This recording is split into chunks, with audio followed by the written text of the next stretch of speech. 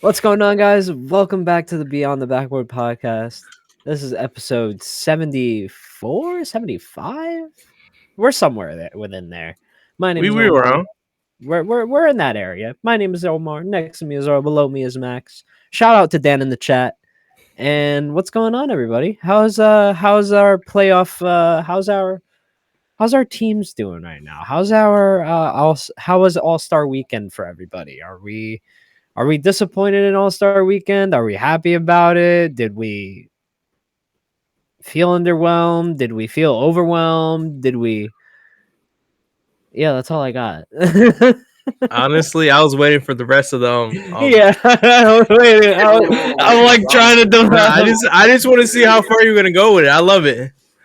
Nah, but I mean, for me, it was. We always talk about like it's All Star Weekend hasn't been great the last couple of years. I'll say. I mean, you can really go back probably like 7+ years. It's just not.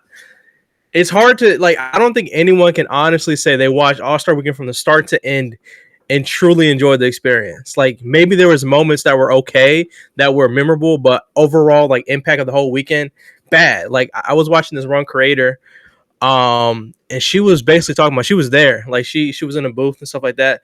So she's seen like everything. She said the arena was only probably about, huh? She had a whole booth. She's in like the VIP suites. Yeah, like she's a creator. Wow. Yeah, but some nice views. But I was watching her video, and she's basically saying like the arena was only like probably like 60% capacity, and she said that's the first time like she's been to pretty much not all of them, but a lot of All Star weekends. That was one of the first times, especially in San Francisco, that they couldn't sell out a venue for All Star weekend. So wasn't that loud? I'm not gonna lie. Yeah, and then she said like on the crowd, people were trying to get people into it. They weren't feeling it. Like you know how the guys at the game and stuff like that are like, oh, get loud, stand up and get excited. Like those guys who work at the things. She said no one was going for that. Like nobody was like into All Star Weekend. And just to intro into it, like I feel like there were good moments. Like the format I felt like was okay, but when I'm watching 3 hours of commercials, I kind of forget what's going on in the game. Like. Oh, yeah. First game, it was a pretty all right game. I'm like, okay, they're playing competitive, both ends. It ended great, and then I mean, gosh, I go get a drink, something to drink, come back. Okay, we got Kevin Hart talking absolutely crazy on TV. I'm like, okay, let me go get something else. Boom, come back. 20-30 minutes later, the game is still not back on. I come back, boom, okay, finally we got game 2, and then we take a long break, probably like an hour. And then we get to the last game, and then there's another commercial timeout. I seen a statistic. It was like 2 hours and 25 minutes of commercials and 35 minutes of the actual games. It's absolutely insane. So they got to get that ratio fixed. Well, I'll start with that as we enter All-Star Weekend. That part of the commercials, way too many, bro. Yeah, way too many. I mean, to start off, yeah. Go for it. It's not what's it called? I definitely was not overwhelmed. To quote Omar, I was not overwhelmed by this. You might have been overwhelmed with the amount of commercials. I mean, I'll be honest with y'all. I really didn't. I didn't watch the All-Star game. I'll be so honest, and it doesn't sound like I really missed much. The only part of it I watched was the last like handful of shots from the final game, where I saw Curry's logo 3. I saw Kyrie try and get a clip on Victor Wembanyama and miss. Saw Harden hit a couple shots, and then I forget who put it away. I think Tatum put it away with like a dunk or something. But yeah, it wasn't. It doesn't sound like I missed much. The All-Star game has been more or less a joke the last few years. I think the last time, from what people say, what I can remember, it was quote unquote good or even like remotely competitive was in 2020 when they had it was like they had the score to win, but it's like they added 24 onto whatever team because I think that was the Kobe year. So they added 24 points onto whatever team was leading going into the fourth quarter's number as like the number to win. So the leading team only needed 24. The second, the trailing team needed, I don't know, like 30 or something. That was the last time where it felt like there was real like defense and intensity being played. And it felt like the players were actually trying out there. So I don't know if they just need to bring that format back, if that was a one-off or, whatnot. But honestly, I just feel like at this point, people need to stop expecting such great things, specifically from the All-Star game. I personally would not be mad if they just did away with the game all in general. I think you're seeing the NFL right now leaning more into just kind of skills challenges and like mini competitions versus like an actual game, which I'm not gonna say that's working out great for them, but personally, I enjoy like the little skills competitions and like 3-point shootouts and dunk contests. I always enjoy that more than a game if the players aren't trying. So I think the NBA is never going to do away with the game in general. I don't think it's just too big of a name. It's too big of a headline, to have, the All-Star game is too big a deal, I think. But the more they can lean into kind of the rest of All-Star weekend and get challenges out there where players might actually be willing to try a little bit more and put on, I think, by virtue of trying a better show than an actual 5-on-5 basketball game. Yeah. I mean, look, I got to agree with that 100%. And to the NBA's respect, they have done like a multiple of different skills challenges over the years. I mean, at least they have tried. It's not that successful, I'm not going to lie. I think we can kind of do away with that whole individual skills challenge that they have. I really feel like we don't need to see passing and running up and down the court, especially if Chris Paul can find a way to break the rules. Yeah, exactly. Exactly, man. Actually, I'm hearing that it was Wemby, bro. I'm not gonna lie. The streets are saying I heard it was the Chris streets. Paul. The streets. Everybody I've seen talk and interview says it was Wemby because Wemby was going around asking people before ahead of time, "Hey, can I do this? Can I do that? Can I do this? Does this count?" And that because everybody's saying it's Chris Paul. I love the joke, and honestly, I probably would think so too. But everything I see in the media, they're saying it was Wemby. So I think Wemby was the one who went around and asked people about it because he was the one who he was concerned. He's like the tepid little child who was checked with people, be like, "Am I going to get in trouble for this? Am I going to get in trouble for this?" I think it might have been Paul's idea. He just didn't care enough to go ask people. That's my call. I think it was. Yeah, I think it might have been. It might have been Chris Paul's idea with his cleverness, and Wemby just went around and be like, "Hey, is this?" Yeah, Wemby, because Chris Paul was probably, "Hey, don't tell anyone about this," but Wemby kind of went with it. Yeah. I mean, dude, like little brother. And to Wemby's respect, people were saying that if he at least attempted one shot, they would have counted it, and at least made it look like he attempted one shot. I don't know, and he did. That's who y'all wanted to be the face of the NBA. Wow. That I don't know, man. That has Chris Paul's hands all over it, really in my opinion. I'm not giving Wemby a pass. That's got the CP3 signature right across it, in my opinion. Shout out to Jokic. Like a test player, so maybe he was. Why do you bring a book to the locker room? I read before every game. Jokic is hilarious. Can I talk about? Okay, to add on to that, I'm gonna share my screen for a second because it has to do with All-Star Weekend. I mean, CP3 over Patrick Beverly, but I agree with you, Dan. Hold on, let me pull it up. Y'all keep talking. I gotta find. Sorry. Yeah. Thought I had it up. Yeah, I mean, I think the overall consensus here is that the All-Star game. Let's be real. LeBron ruined All-Star Weekend. You know what? Stop it. How do you feel? Stop. How do you feel, bro? Look, first of all, the amount of LeBron hate clip farming that was going on this weekend, bro.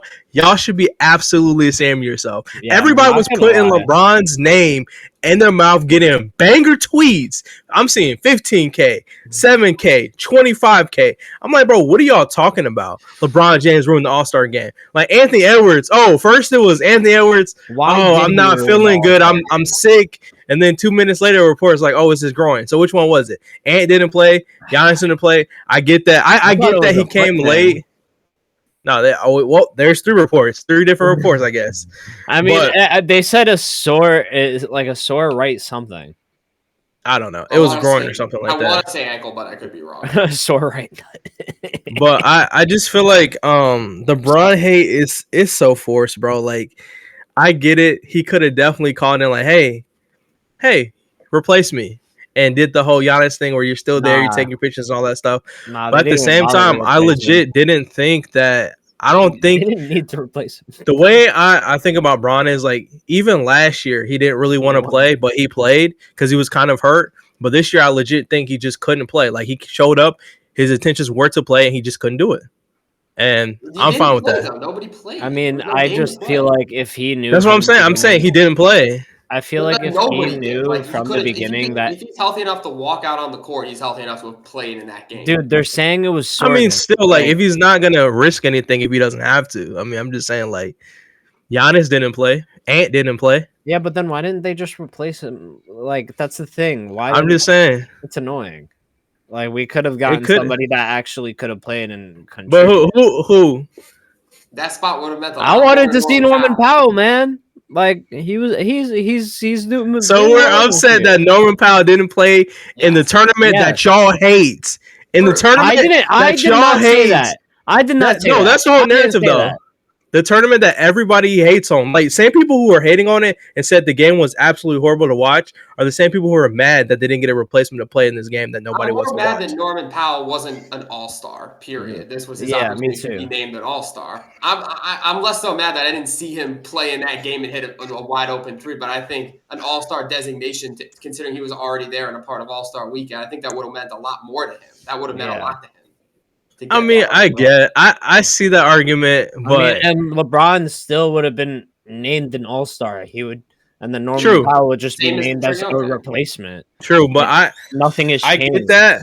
I understand that, but at the same time, as a Lakers defender and a LeBron defender, like we can't just use that and be like, that's why LeBron James ruined the game of basketball. It's not that's not what we're saying. No, I'm saying, but what I'm saying is that's what it turned into. That was the whole trend online.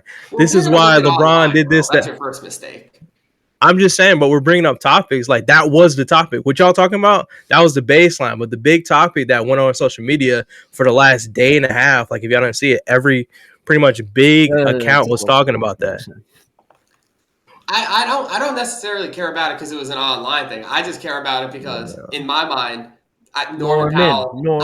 I think this all-star spot would have meant a lot to him. And listen, it's not all LeBron's fault that like he woke up that morning and couldn't play. I'll put blame on the NBA too. I don't see why, considering Norman Powell was probably still in San Francisco because he played in the 3-point contest the night before. I don't see why the league couldn't just call him up and put him in last second, even though LeBron only announced it like a couple hours before the game.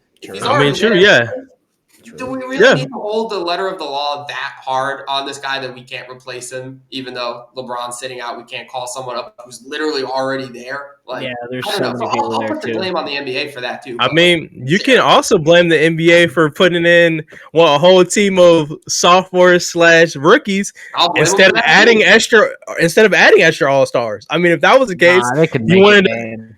No, I'm just saying, like, if that was the case, all right, everybody's mad.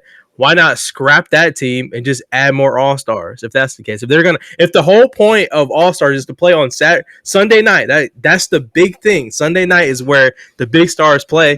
Why not just have more all-stars and make 3 teams? Well, because then you're watering down the all-star pool. Isn't it watering down by having the young guys play on Sunday anyways? Yes, I don't think that should happen. I know. I'm saying like it's 2 things. Also, KJ. I mean, they have to make some type of hype for. Thank you. No, he did not. He did not. Thank you, KJ, for bringing up that point. Shame on him. Well, I don't want to say shame, but like there's some blame to be had there too. People are using this opportunity. My whole point was like, yeah, I agree. Like a placement probably could have been made, but people made it a point to put all the blame on LeBron James. And it just didn't sit right with me how everybody tried to just boom, Sharks attack. Oh, Bron didn't play. Oh, he's taking this picture without his warm-ups on or whatever. I'm like, bro, y'all chill out. It's not the end of the world. Like, I get it.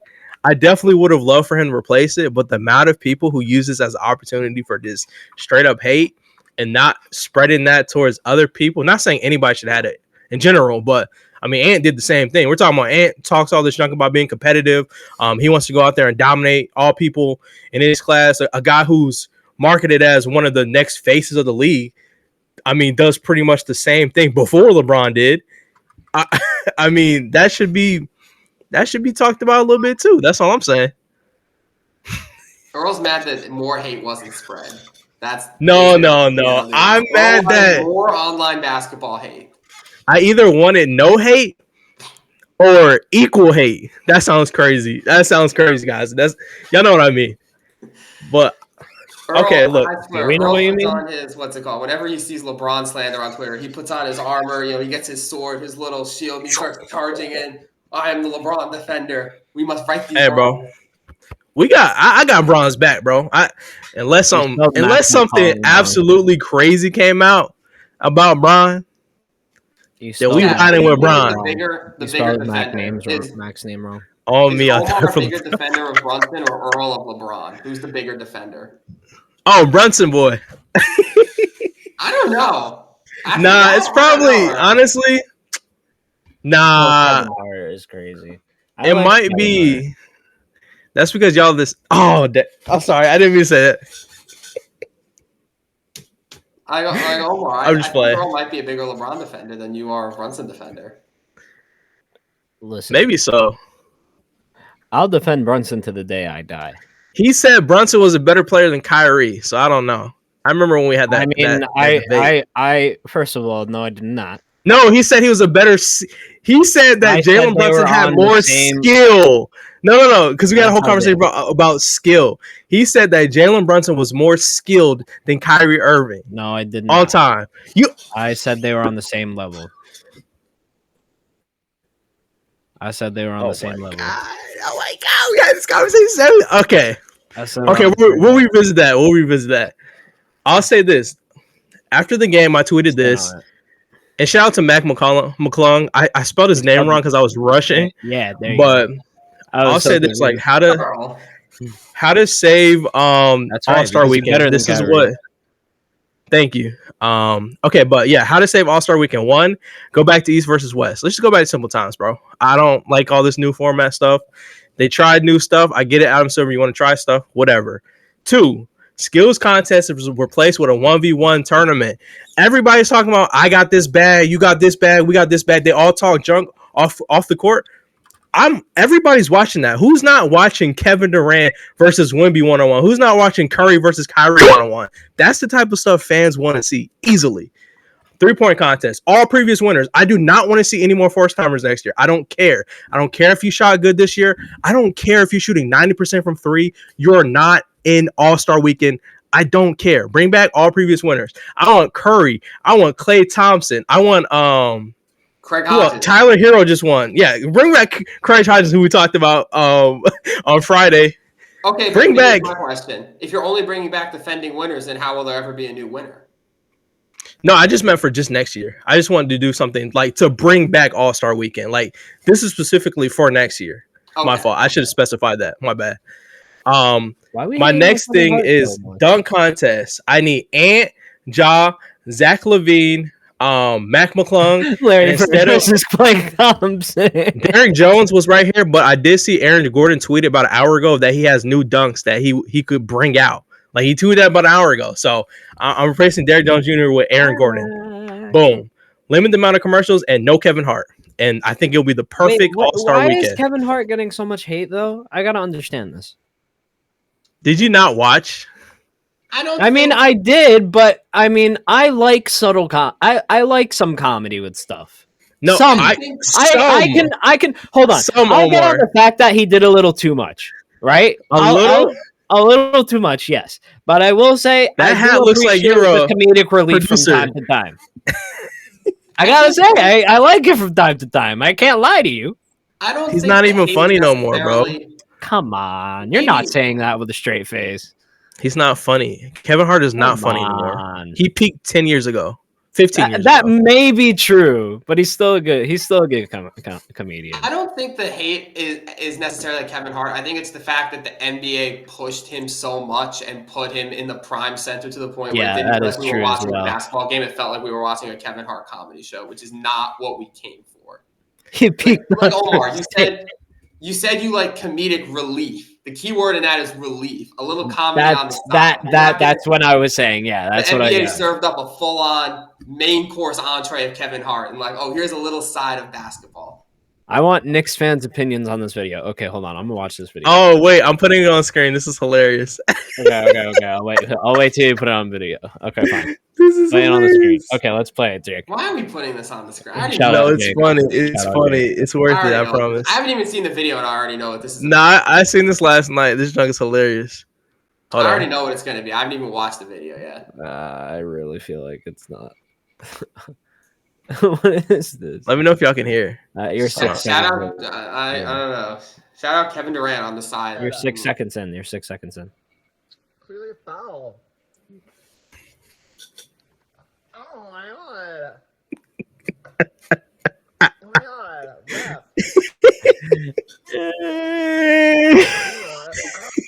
god. Nah, you know what's even crazier? I'm not gonna lie.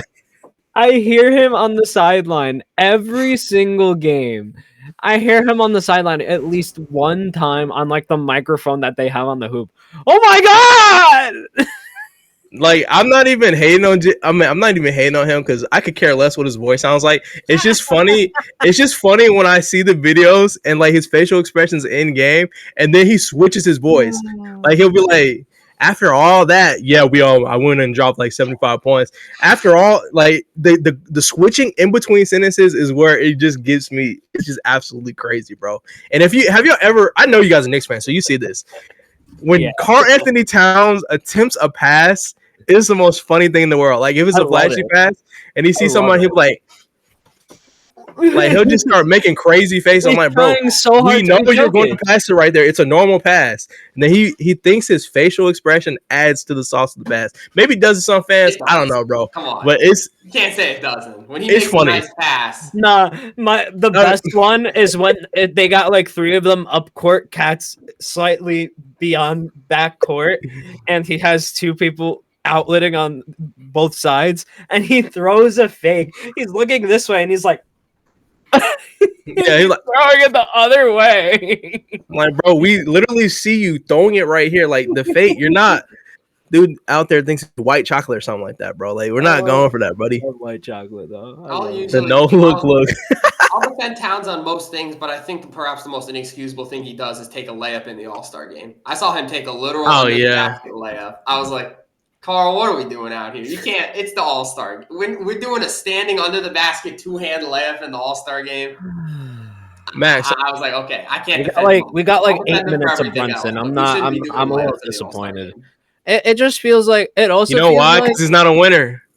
If you would have won, you would have got more minutes. Bro, I'm fully ready to blame like certain individuals for just straight up not playing defense on that squad. Name them. Go ahead. Name them. Tyler Hero for one didn't even. Tyler Hero was balling. Tyler Hero was making some crazy shots. Tyler Hero might have been making some crazy shots, but he wasn't playing any defense. It doesn't matter. You're blaming Hero. Hero was carrying y'all. Hero was carrying y'all. I watched the entire game. He made one shot. He made like actually. Now that I wait, this is the Knicks bias, bro. He made like 2 shots though. He didn't make a lot of shots. I'll tell you that much. Fact check that. It's more than that. But anyways, continue about Jalen Brunson. It wasn't. Trey played a total of 7 minutes. Had 9 assists. By the way, yeah. Cook. That's good because he's on a. Yeah, yeah, that's a good team for you. Omar looking for excuses. Tell me, dude. I looked at that squad when I first saw it. When I first saw Kenny's squad, I was like, bro, where are the bigs? Where are the bigs? Yeah, you did say that last week, didn't you? You said Kenny's squad was going to win, Omar. Don't. I did. But I also looked at that squad and was like, "There's no bigs." But I have to have blind confidence always. You know, the team who won didn't have a single center on their team. Yeah, that's true. All the bigs wound up on one team, didn't they? Yeah, and they got cooked. I don't know. That's true. Rob paper scissors for who gets the best team. Question. Who is the best U.S.-born big man in the league right now? Is it Anthony Davis? I guess actually that's the question. It's Anthony Davis, right? Anthony Davis, and then probably Bam after that. If U.S. born, Bam, and who's like third on that list? Is it like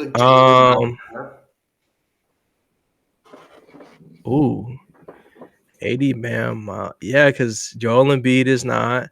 No. Sabonis isn't. Jokic isn't. Shaq isn't. None of those guys. Yeah. Karl Anthony Towns isn't, right? No, Karl Anthony Towns isn't. He's from yeah, he's not. Dang, yeah. But now US. Oh, Jaren Jackson. Good point. I don't really call him he's up there. More as a 4, especially on that Grizzlies team. He plays more of the 4 next to Edey. I call Edey the true, center. But you did say big, didn't you? Oh, or just strictly center. Yeah, just strictly. We're talking just strictly center. Well, AD is a 4 too by metrics. He wasn't on the Lakers. He is a 4 by the rules. We have to put Jaren in there. All right, then I guess Bam is not a 4. Actually, I guess he does play 4 now next to Khalil Ware, so maybe. Yeah, there's not a lot of like true centers, and really 4 and 5 is almost positionless for bigs at 4 and 5 nowadays, low key, because they interchange them. Well, except for like the KDs of the world. So did we count Wemby as a 4 when Zach Collins? We have no clue. Okay, yeah. All right, we get it. I mean, regardless, there's really not a lot. So you had to go. All right, that was just a side tangent. That's just Yeah. a thought that crossed my mind. Is Mark Williams playing tomorrow? I do not think so. I would guarantee Mark you Williams he's might be not. top 3 KJ. U.S. born centers. Yeah, if he played. If you ask Lakers fans, he's top 2, and he ain't 2. I mean, if those physicals come back right, maybe he could be. He could have a game on the Lakers, but that's the story for another day. Any final thoughts on the All-Star weekend, y'all? Be better. Contest, anything? Next year it's All-Star weekend. Yes, you did. Good job. Shout out to Matt McClung down with the Kia. That was clean. I think I had Tyler Hero on my last round for the 3-point shootout. I don't think any of us picked him, though, if I'm not mistaken. No, I picked Cade, and, I found out why Cade messed. Okay, I was watching this little commercial, and I'll get to your question in the chat, KJ. I was watching this ad. It just so happened to pop up on screen.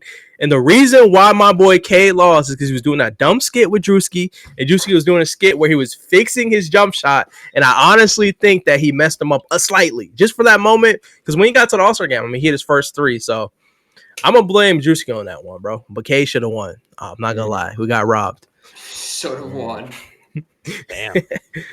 But shout out to KJ in the chat. What do you think happens with Mark Williams this year? Let's answer that before we get to our next topic. Go ahead, Max. We do Alan's question first because that does pertain to yeah, go ahead. Yeah, let's do Alan's first, yeah.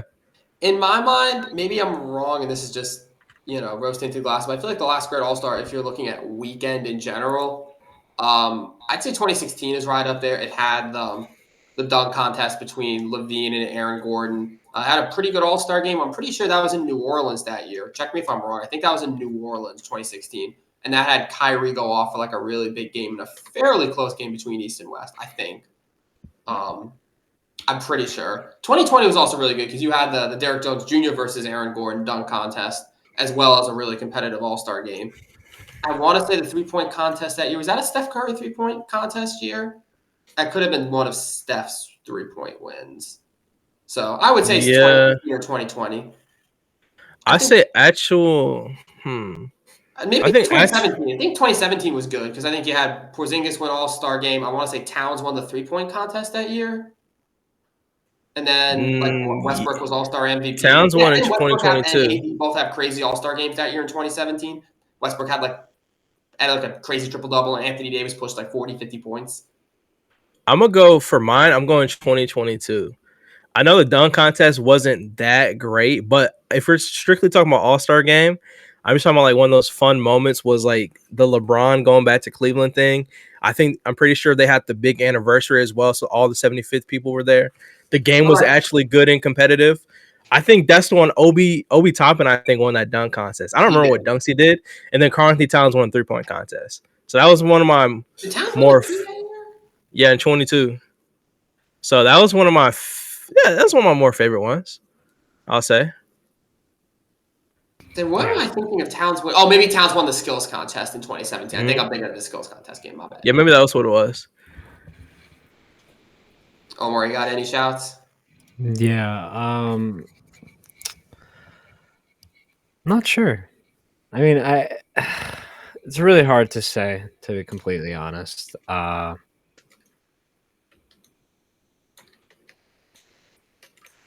I don't have anything for y'all. I lie. All right. Well, Earl, we can go on to the next. I don't have anything for y'all. Okay. Yeah, but back to that question about KJ. He asked, what do you guys think happens with Mark Williams this year? I think it's an interesting case.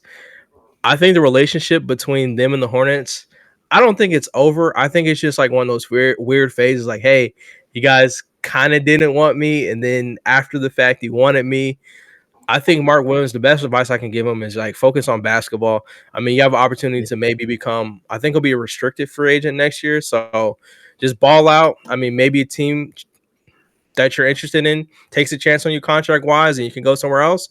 But if not, I mean, for the sake of extending his career, he just has to stay healthy and play basketball. I mean, it's not hard for him to inflate those numbers on the Hornets. He just has to do what he was doing before he got traded. So that's my thoughts on that situation. It's not bad. I think it's a little bit of an awkward situation as it is. It would be always. I mean, Yeah. again, like last time, I kind of said that it seemed like Mark Williams really did want to be in LA, so he probably does kind of feel a little weirded out by everything, and I would especially feel weird that they are kind of pushing back at the Lakers to make this deal happen. Because if they weren't pushing back on the deal and then they kind of were just like, all right, whatever, we'll take him back. It's no big deal. Like, I feel like it would be a lot better than, no, we made a deal and you're going to take Mark Williams and you're going to give me Dalton Connect. Like, that's what's going to happen. Like, you're making it very loud and very clear that you don't want Mark Williams. So, I mean, listen, it's gonna be an awkward situation. Do I think he eventually goes back? Yeah. Do I think it'll be nice? No. I think we're gonna see more unavailability. I think we're just not. We're not gonna see a happy Mark Williams until he gets out of his contract, and that's my opinion about it. Surely he gets moved in the offseason, right? If this trade doesn't go through in the end, surely he gets moved in the offseason. Yeah. Yeah, he's gone. And like the trade is completely dead in the water now. Like it's over. So that whole stock up. Yeah. Well, basically it was reported that they didn't file it. So everything's done. They said they were gonna appeal and they didn't. Yeah. Yep. Gotcha. They didn't do shit. All right. Well, that's about it, I guess, for chat questions. So going on to our next segment, we're going to talk about some of the teams that are under the most pressure going into the second half of the season. Not necessarily the teams we think are going to do the best, but the teams that are under the most pressure, either to improve their record or, I guess, in perhaps some cases, worsen their record, aka the Brooklyn Nets. But I'll let y'all start off with some teams that you think have pressure right now for going into these last 30 games of the season.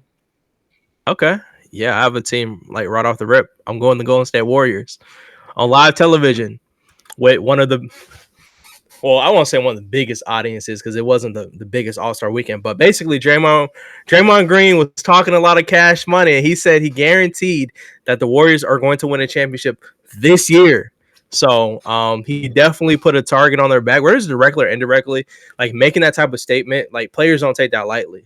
So anybody who's playing the Warriors, like, oh, you said you were guaranteeing the championship, bet they're gonna actually be locked into play. Like, not that they aren't in general, but if I'm not mistaken, I think the Warriors are the maybe like 6th seed. Am I wrong? They're lower than that. I'll check. Oh, I think like 8. Okay, well, my fault. I was being a little generous, but it might be close, like number-wise, maybe. But yeah, probably wins-wise, not that far, but like 9th. Okay, my bad. I was off. My bad. Appreciate that, Rui. But yeah, I think the Warriors, like, and plus the addition of Jimmy Butler, like they locked up a lot of money. I mean, he's getting paid $60+ million a year on his new extension. So this is the core. Like the core right now is Draymond Green, Curry, and Jimmy Butler. So regardless of that, they have to perform well because I don't think there's any significant changes coming to this roster in the next 3 years. And on top of that, yeah, Draymond Green went on live TV and said that they're winning the championship. So that adds pressure to not only – it's crazy, bro. It's crazy him saying that and, like, Jimmy Butler and Curry having to live up to that is actually kind of insane. But, yeah, I'll start with that. I don't know who else you guys had in mind. Max, why don't you go first? I think one team that has to be under a lot of pressure right now, which no one's really talking about, surprisingly enough, is got to be the 76ers. I feel like the fact that they are still the 11th seed in the Eastern Conference has largely been swept under the rug. I don't know. Maybe I'm just not into where 76ers hate rooms, but they're behind Chicago, Atlanta, Miami, Orlando, who's been slipping, the Pistons, who, I mean, if you told me at All-Star Weekend, going into this season that at All-Star Weekend, the Pistons would be the 6th seed and the 76ers would be the 11th seed, I would have called you crazy. I think we all would. Yeah. But I understand that the injuries have been there. I understand that Embiid has only played a handful of games this year. I understand that Paul George has, not lived up to expectations. I understand Maxi's missing time here and there. But at some point, you talk about expectations. This is a team that we all expected to be a top 3 seed in the East. I think you guys expected them to be the 2nd seed in the East. Like we in our predictions put them as like a top 2 seed, like one of the teams that's going to push the Boston Celtics deep in the Eastern Conference playoffs. They could not make the playoffs. Like I feel like we all keep just assuming that okay, Philly will sneak into the play and they'll sneak into the play. At some point, they have to start winning.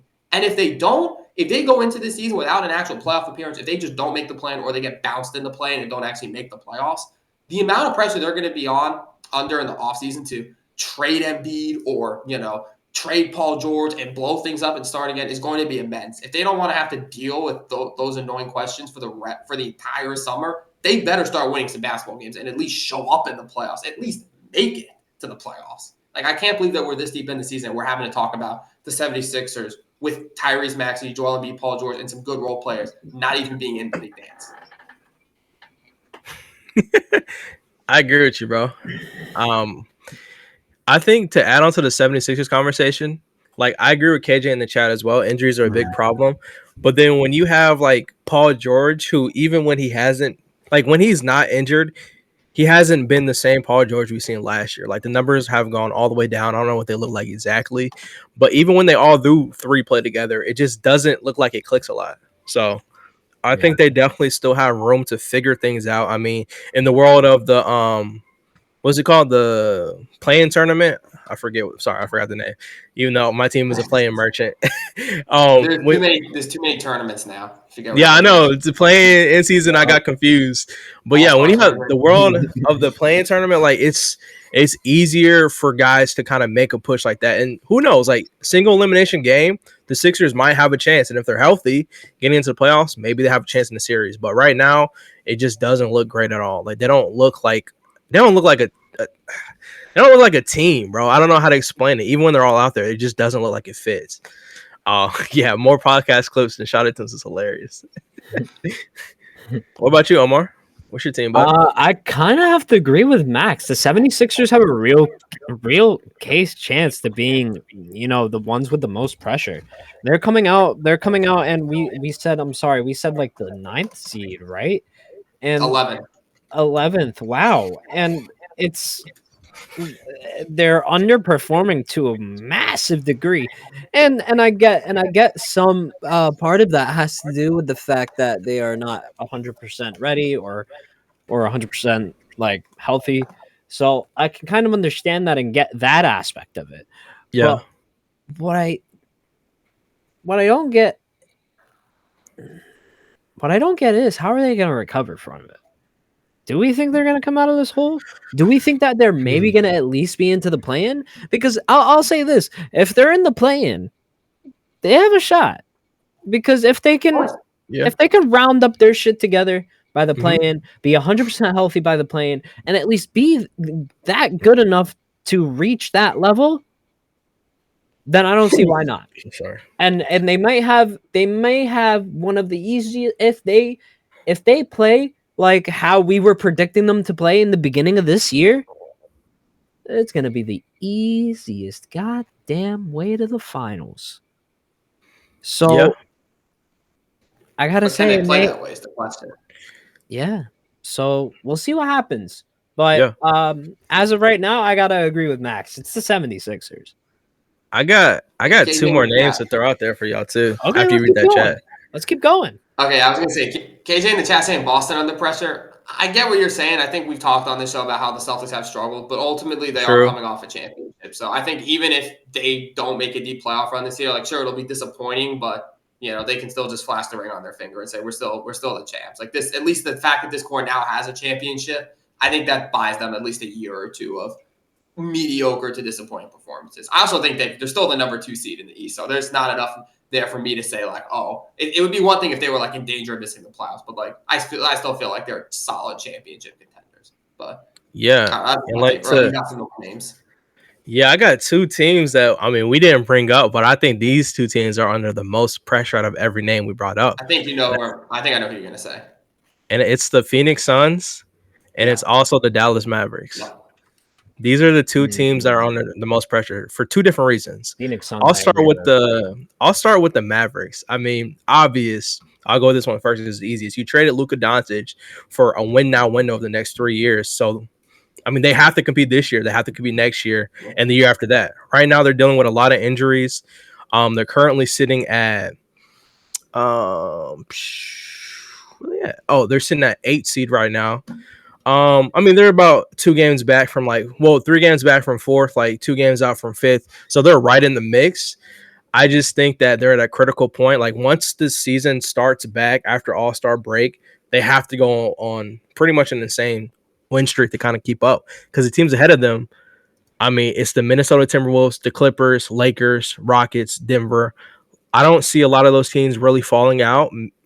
Maybe the Clippers, but I don't even think that. I mean, they've been playing good basketball. I mean, Rockets, they have been having a little slippery slope, but we'll see what happens there. Appreciate you, bro. I'm kidding. But yeah, and then to add to the Suns, bro, the Suns, you got Mr. No Trade Clause Bradley Beal, who he's not waving anything for anybody. He basically said, I like sunshine. I'm not moving my team anywhere. You got Kevin Durant, who's getting older. Even though Kevin Durant's Kevin Durant. He's gonna go out there and give you like 30, which is cool. And then you got Devin Booker. Still same problems occur. They had a center problem. They kind of patched it a little bit. I mean, they got Nick Richards and who else did they get? Who's the other center they traded for? I forgot. Anyways, they got another center. I don't know either. I don't know, but either way, they still got to finish the defensive problems, and they're 11 seed right now. They are the 11 seed in the Western Conference. The people in front of them are Golden State, Kings, the Mavericks, and the Timberwolves, and then Clippers, Lakers. So they have a lot of climbing. Like a lot of good teams have to lose for them to even get a solidified playing spot. So for me, those are the biggest teams. They got the most money on books. Almost same problem contract wise as the Warriors right now, so they got a lot of climbing to do, in my opinion. So those are my 2 bonus ones I'll throw in. Yeah, that's a good pick, especially Phoenix, because they made all these moves to try to at least contend, and it feels like they've been underwhelming to say the least. I mean, the addition of Bradley Beal, I called it from the beginning. It's too much for that team, and we already talked about how bad that contract is for that team too, to the fact that they were considering trading Kevin Durant. Like it's that bad.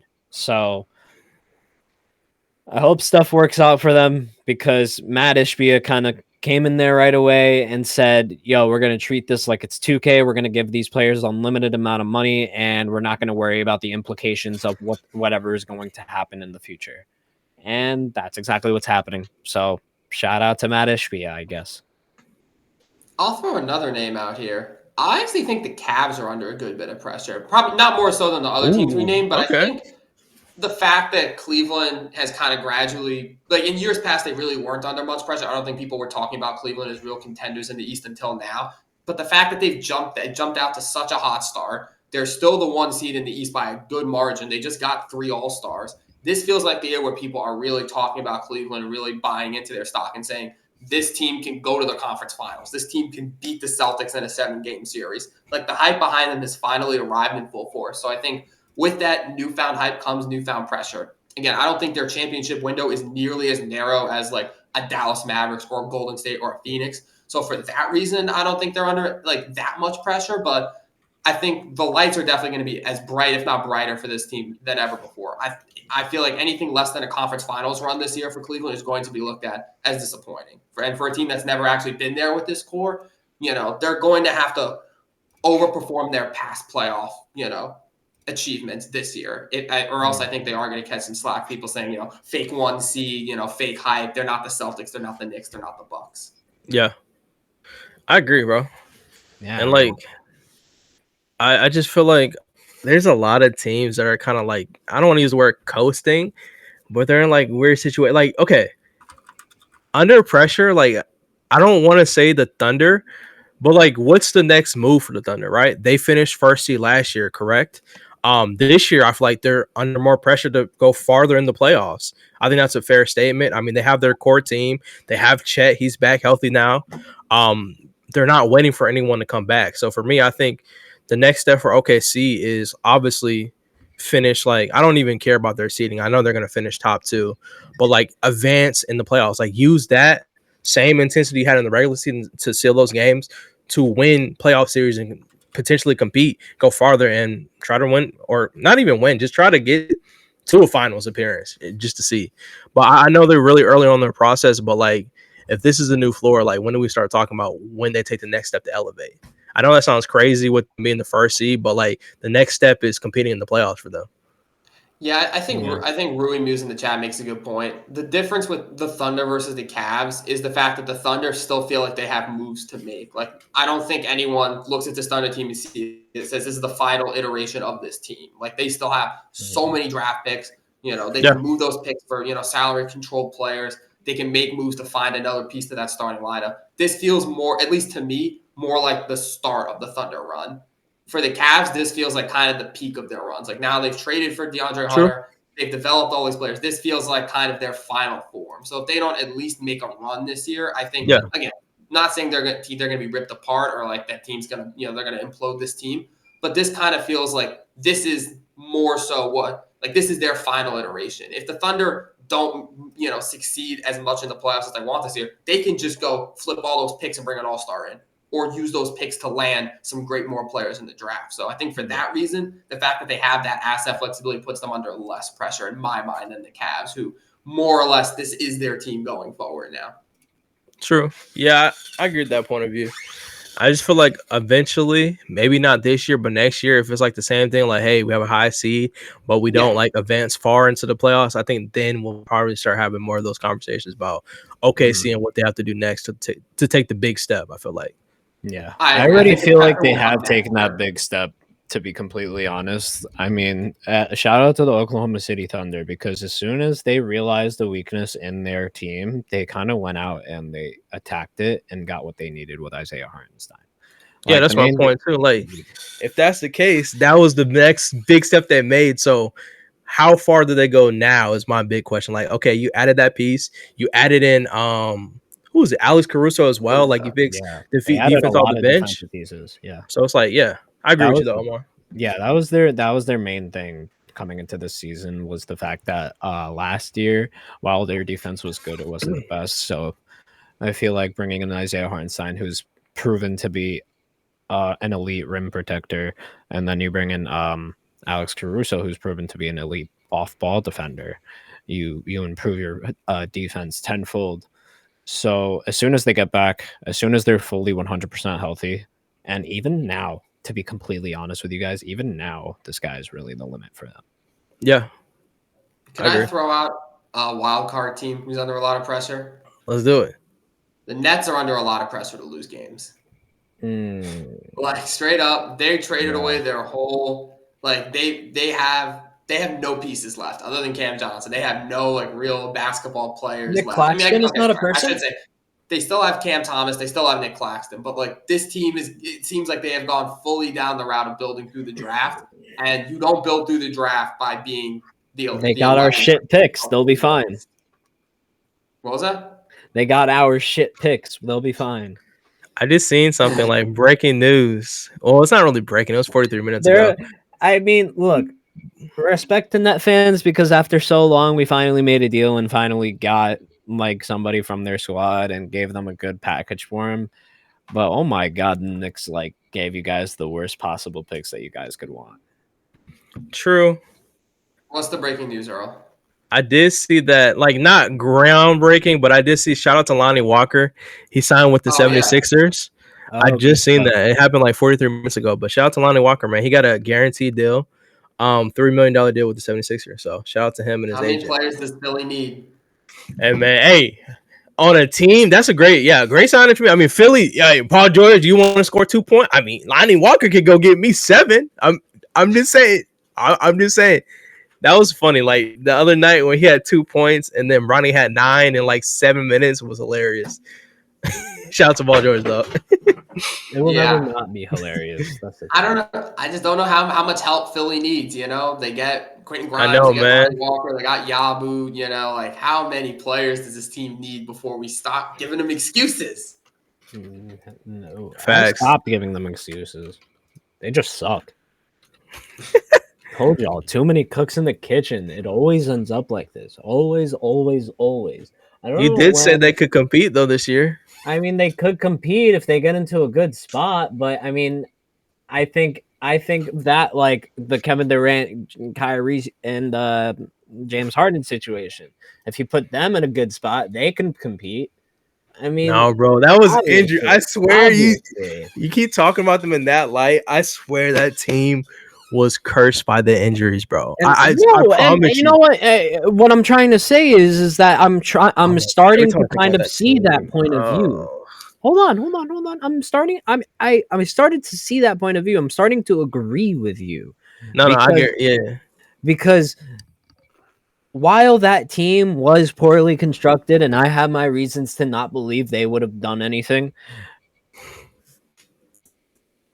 you know what? Never mind. I'm just contradicting No, myself. I'm just playing. No, I'm just contradicting no, we're going in myself at circles, this but point. like That team To would've be- won I'm the like trying to finals make up this thing. Thank you, make you Max. feel better. They would've won. That team would have won the finals if Kevin Durant wore a size smaller shoe. Yes. Apparently. That team, I promise you, that team was winning. And Kyrie would have had a second ring. Kevin Durant, would that be third for him? Or Third, no? yeah, hard Yeah, won. third. Yep. I mean, they lost in 7 in overtime to Milwaukee, the team that went on to win the championship that year. So Hey, wait, was that the same year? 1, 2. Was They that the would've had to Hawks play year Atlanta. too? They were better than Atlanta. Oh my god, that would have been a fun matchup though. Atlanta and Phoenix. They beat That would have those been so fun. Same reason why, bro. Oh my gosh, I hate talking about that year because the Hawks literally Trae Young had a chance to boost himself up in that point guard tier list, bro. Like I will stick by this, bro. If Trae Young does not get hurt in that series, bro, and his ankle is not messed up by that ref stepping on his ankle, bro, they would have beat the Phoenix Suns, bro. I 100% believe that. That team was so locked in that year, bro. And the thing is, like, he got hurt. He came back the next couple games, but he just didn't look the same, bro, after that. She doesn't feel it. I know, bro. It did not feel real special. Like I live in Georgia, so like it was huge here, obviously. And the team was actually good. Like I don't want to talk about it. It was crazy though. Yeah. I'll throw. I'm gonna say another name. Do you guys think the Nuggets are under pressure right now? Yeah. Yeah, that would make sense. That's a good question. I mean, that's a good point. Yeah. A finals Again, maybe team not that like hasn't the been there in Phoenix like of the 2 world, years. but- That's I would say they are under pressure. They're under pressure to find more help. They're under pressure to find more ammo in the tank because Jokic by himself is not going to get it done. I think you make trades if you're in their situation. I think no But you matter can't how because hard it's it is, It's no weird. matter You how can't really- I'm sorry. not what you do. It's hard to make trades now. Like the thing Because about they're the the Nuggets second is, agent, so they can't aggregate contracts. They can only do one for one. yeah. And like the only way you make it happen is trading. The only way to improve the team, which maybe will be a lateral move, is if you trade Michael Porter Jr. or Jamal Murray, which I don't. I mean, That's the only contract you move, or even Aaron Gordon. And at that point, it's like, okay, he's a big reason why they won these championships. I think you can put a good package together to get a better point guard than. But you Jamal can't Murray. put you can't put a player package together. You'd have to be a player plus picks, and it would have to be a straight up salary. Exactly, Rui. Yeah. You can't package like Aaron Gordon and Murray or something, or like Aaron Gordon and Christian Braun, unless they can get under the second apron, which I guess they could do. I'm sure there's ways they could get underneath that. There's ways to do apron. that. Maybe they should just build around Russell Westbrook, trade everybody else. He's the one good thing they got over there. Yeah, I mean, last time I checked in, probably like a month ago, he was playing great basketball. So shout out to Russ. I don't know what it looks like now, but he's been playing. He's playing decent this He's year. playing good, but Jokic needs more. I mean, no matter how weird it sounds to say, but he just needs more help than He needs to play Jamal defense. Yeah. Murray. I mean, You know I what feel can like help his him? main number 2 guy is not really a number 2 guy. I feel like he's good against the Lakers, and then any other team, he kind of just shits the bed. I don't know. I think Jamal Murray just got like regular season, not 50 the last playoffs. game or something crazy like that. Maybe I'm wrong, but I don't know. I just feel like Jamal Murray has been underwhelmed. Maybe I'm wrong. It's always underwhelming in the regular season, but he's like Jimmy Butler. He's one of those players that just gets better. In He's the playoffs. averaging When he gets in the playoffs, 21, 6, and he plays like a top 10 player. He's averaging 21 points, 6.1 assists, 3.4 rebounds, shooting 38% from 3 this season. Yeah, I don't think the problem with that team is needing more help in place of Jamal Murray. I think that's fine. I think you've just got to get some bench depth and some center and a backup center. That team has no backup center that team has no center that plays defense. Period. I think they need. These dudes are fine.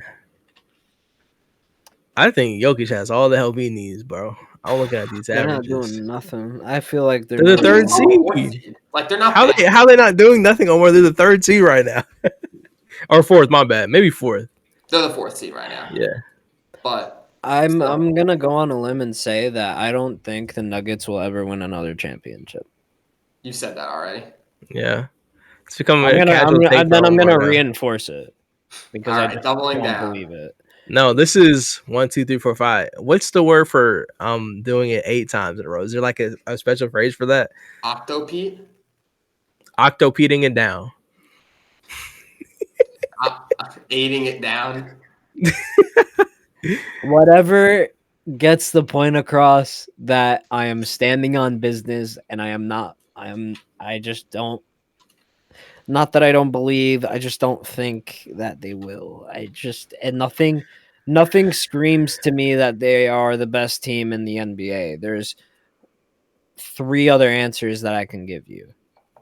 I can give you more than that, if we're being honest, but we can save that for another episode. I'm not getting baited to say anything bad about the Nuggets. We play them on Saturday. You won't hear any slander from me. I'm not falling for that magnet ball. Shout out! I gave y'all props, Nuggets, so don't come after me. I think it's all coming back to Earl. I ain't say nothing. Y'all, hey, chat. Y'all didn't hear me say nothing bad about the Nuggets. The magnet ball is not on me if that happens. Shout out to the Nuggets, Speaking man. of chat, we do appreciate everyone. No matter what I do, for this I episode of the Beyond the Backboard podcast. Shout out everyone in the chat. Y'all had some great questions, some great takes as always. We love having y'all in here. It's an honor and a privilege to be streaming here on Playback. So appreciate everyone who tuned in. If you would like to tune in, if you're watching on YouTube and want to be in the chat for these lives, come through every Tuesday at 3:30 and Fridays at 2 o'clock for our Playback's exclusive weekend game previews.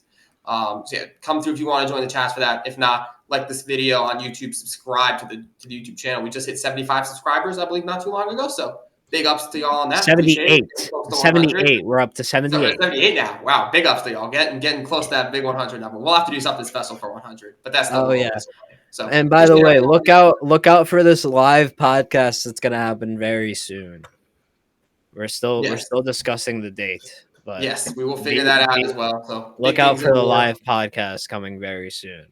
Appreciate everyone in here in the YouTube. If you're watching this somewhere else, shout out to you. Hope y'all have a great week. Enjoy the basketball that's on, and we'll see y'all in the next episode of the Beyond the Backboard podcast with your favorite co-hosts. Have a good week, y'all.